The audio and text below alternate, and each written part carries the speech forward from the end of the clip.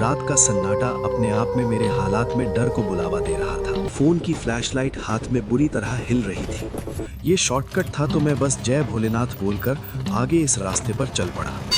मुझे किसी के रूह कपा देने वाली चीखने की आवाज आई। मैंने स्कूटर उठाया और किक मारी, पर स्कूटर स्टार्ट ही ना हो और मुझे साफ महसूस हो रहा था कि कोई मेरे पीछे आ रहा है। वो सामने थी और मैं छुपा हुआ था। तभी मेरा पैर किसी पत्थर से टकराया और मैं जमीन पर गिर गया। और एक ही आवाज निकली, जय भोलेनाथ, भगवान मेरी रक्षा करो। बस मैं वेट कर रहा था कि वो मेरे कुछ और पास आ जाए।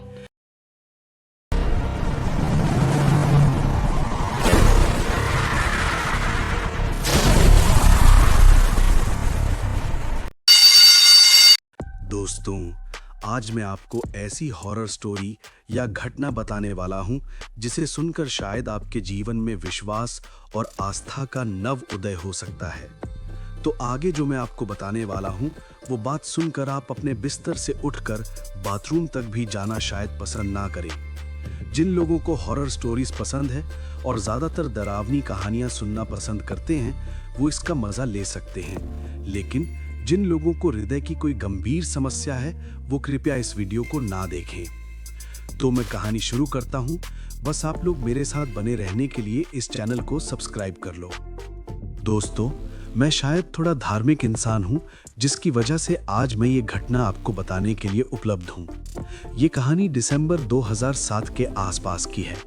मैं यहाँ एग्जैक्ट जगह नहीं बता सकता, लेकिन ये घटना उत्तराखंड के छोटे से गांव के पास की है। मैं लगभग 10-12 दिन पहले फैमिली के साथ यहाँ आया और मुझे नई जगह पर अपनी हॉस्पिटल की नौकरी को कंटिन्यू करना था।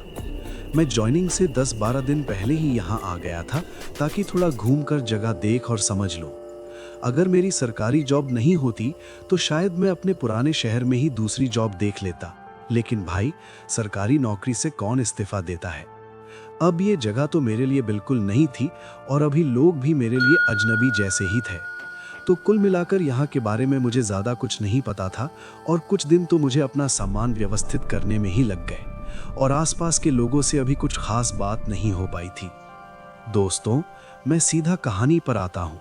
ये कहानी उस रात की है जब मैं लगभग आधी रात के 2:30 बजे के आसपास ड्यूटी से घर वापस आ रहा था और मेरा सामना एक ऐसी प्रेत आत्मा या कहो चुड़ैल के साथ हुआ जिसके खौफ ने मुझे अंदर तक हिला कर रख दिया।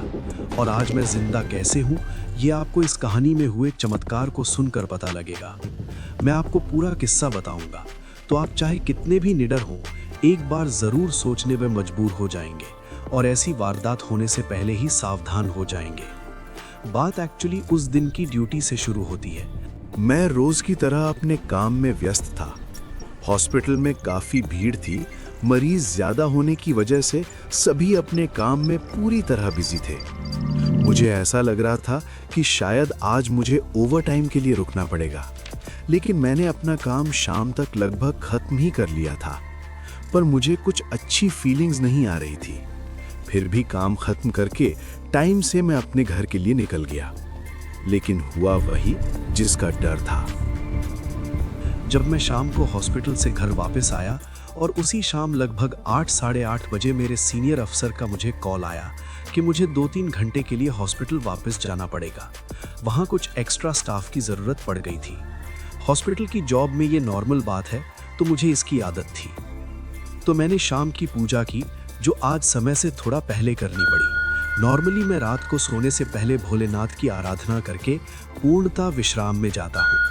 फिर सुबह नाश्ते से पहले नहा धोकर पूजा करके ही मैं घर से हॉस्पिटल के लिए निकलता हूँ। दोस्तों, मैं बता दूं कि मैं कोई आसानी से डर जाने वाला इंसान बिल्कुल भी नहीं हूँ और आगे जो मैं आपको बताने वाला हूँ वो कोई मेरा वहम नहीं है। तो हम वापस उस रात पर आते हैं। मैं काम खत्म करके हॉस्पिटल से बाहर निकला। मैं चाहता तो हॉस्पिटल में रात गुजार सकता था, लेकिन मैं नया था और फिर मेरा दिन का अपना एक स्केड्यूल रहता है जिसे मैं ख़राब नहीं करना चाहता था। तो हॉस्पिटल से निकलकर वहाँ के चौकीदार से मैंने पूछा कि भाई, मुझे फलानी जगह अपने गाँव जाना है, तो कोई शॉर्टकट रास्ता है, क्योंकि रात काफ़ी गहरा गई है और मुझे जाकर सोना भी है ताकि सुबह फिर टाइम से काम पर आ जाऊँ। चौकीदार भी शायद थोड़ा झक्की था। उसने छोटा रास्ता तो बता दिया, पर साले ने उस रास्ते के खतरे के बारे में नहीं बताया। मैंने भी जल्दी में अपने स्कूटर को किक मारी और अपने रास्ते निकल गया। थोड़ी दूर जाने के बाद सड़क से मुझे कच्चे रास्ते की तरफ जाना था जो पेड़ों से घिरा था और एक तरफ गहरी खाई थी। ये शॉर्टकट था तो मैं बस जय भोलेनाथ बोलकर आगे इस रास्ते पर चल पड़ा। अब इस रास्ते पर काफ़ी अंधेरा था और मेरे स्कूटर की लाइट ज़्यादा अच्छी नहीं थी। स्कूटर पुराना था। कच्चे रास्ते की वजह से अचानक स्कूटर एक गड्ढे में बम्प हुआ और मेरा बैलेंस बिगड़ गया। इतनी सर्द रात में ऊपर वाले ने बचा लिया। मैं गिरा पर कुछ चोट नहीं आई। यहाँ तो बच गया, पर आगे जो खतरा आने वाला था उसका क्या। खैर, मैंने स्कूटर उठाया और किक मारी, पर स्कूटर स्टार्ट ही ना हो। काफी किक मारी पर नो रिस्पॉन्स। इस अंधेरे वीरान सन्नाटे में स्कूटर पर किक मारना भी मेरी धड़कन बढ़ा रहा था। मुझे किक मारने से जो शोर होता था उससे बेचैनी हो रही थी और स्कूटर स्टार्ट होने का नाम नहीं ले रहा था। मैंने अपने फोन से लाइट मारकर भी चेक किया, पर समझ नहीं आया कि स्कूटर में प्रॉब्लम क्या थी। फिर मैंने पैदल ही स्कूटर धकेलते हुए आगे चलना शुरू कर दिया। अब सिर्फ मुझे अपने फोन लाइट का सहारा था जो मैंने स्कूटर संभालते हुए किसी तरह पकड़ा हुआ था। दोस्तों, जब मुसीबत आती है तो चारों तरफ से आती है। दिक्कत ये थी कि मेरे फोन की बैटरी भी सिर्फ 18% बची थी।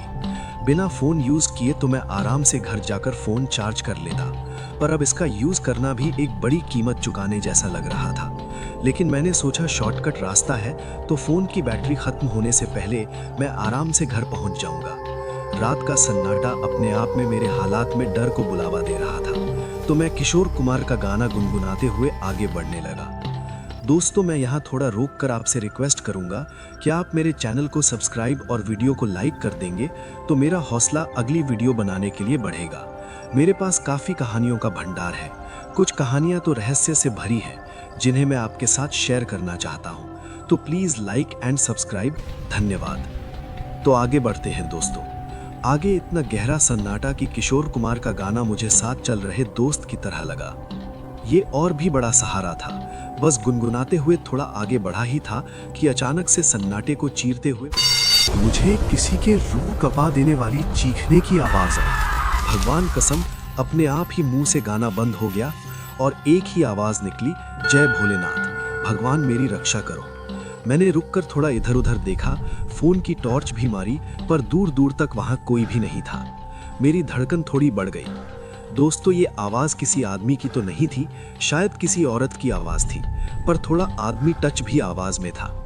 मुझे लगा आगे कदम बढ़ाने में ही फायदा है, लेकिन भाई बस 10 कदम आगे बढ़ा होऊंगा कि इस बार आवाज आई,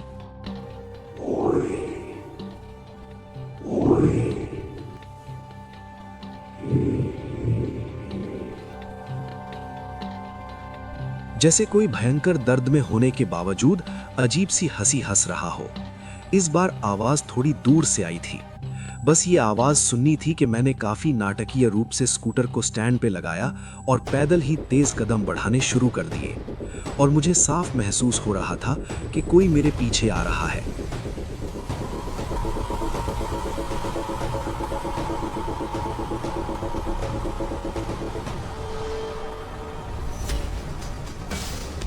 पैरों की तेज आवाज आने लगी। मेरी बुरी तरह हवा खराब हो गई। शायद मेरा शरीर बर्फ की तरह जम गया था, लेकिन फिर भी मैं तेजी से चल रहा था। जय भोलेनाथ को होठों में बुदबुदाते हुए मैं आगे बढ़ रहा था। शायद मेरे अंदर कुछ हिम्मत कहीं न कहीं अभी भी बाकी थी कि मैंने एक बार पीछे मुड़कर देखा तो मेरी आंखें फटी की फटी रह गईं। वो एक भयंकर लंबे बालों वाली, लंबे कद की सफेद परछाई जैसी डायन या भूत या फिर चुड़ैल थी, और उसके मुंह पर दाढ़ी और चेस्ट औरत जैसी थी। शरीर पर सफेद गंदी सी बनियान और कमर में बड़ा सा घाघरे जैसे कुछ पहना था। न जाने वो कौन थी, औरत या आदमी। जो भी था, पर मेरी समझ से बाहर था। उसने मुझे ऐसा गंदा इशारा किया कि बस मैं बुरी तरह भागा। शायद मेरी भागने की स्पीड एबनॉर्मली हाई थी कि मैं काफी दूर और भी अंधेरे में निकल गया। फोन की फ्लैशलाइट हाथ में बुरी तरह हिल रही थी। वो लाइट मुझे सही रास्ते पर ले जाने की बजाय और जंगल के अंदर ले गई। मैं अपने होश गंवा चुका था, बस भाग रहा था फुल रफ्तार से। तभी मेरा पैर किसी पत्थर से टकराया और मैं जमीन पर गिर गया।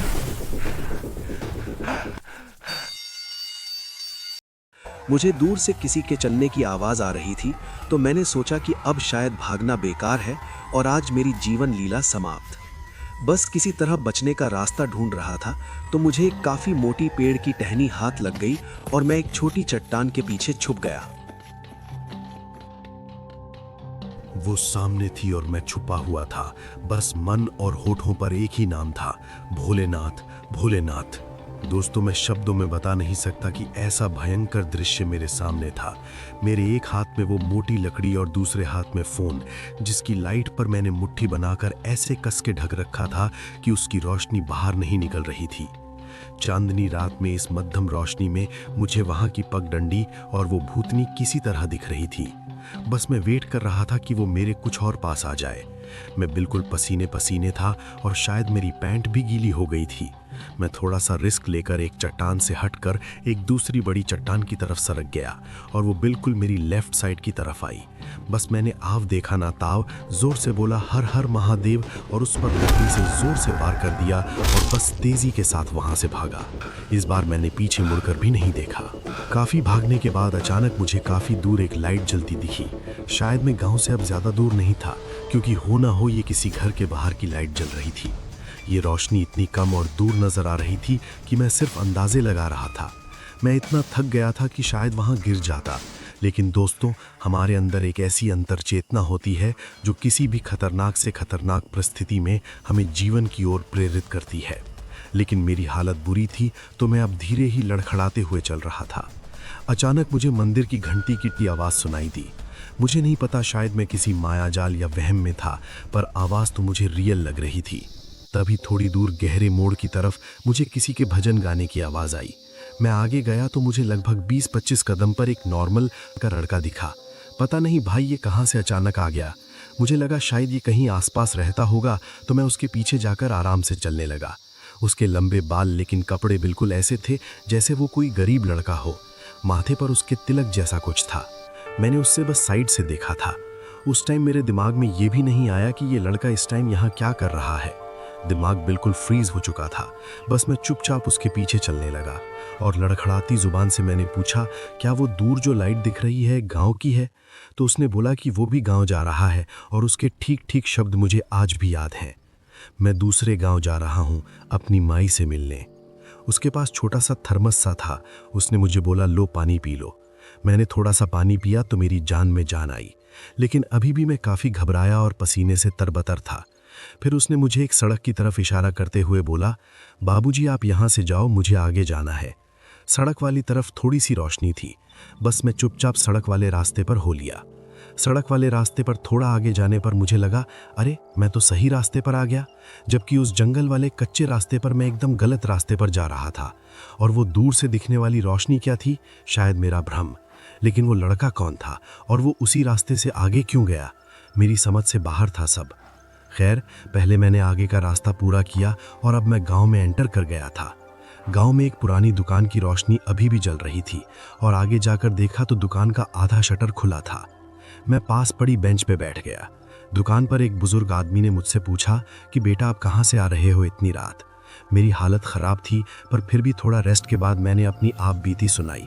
वो बोला, जंगल के रास्ते में एक्सीडेंट्स होते रहते हैं, वो रास्ता ठीक नहीं है, वहाँ पर पहले भी कुछ घटनाएं हो चुकी हैं।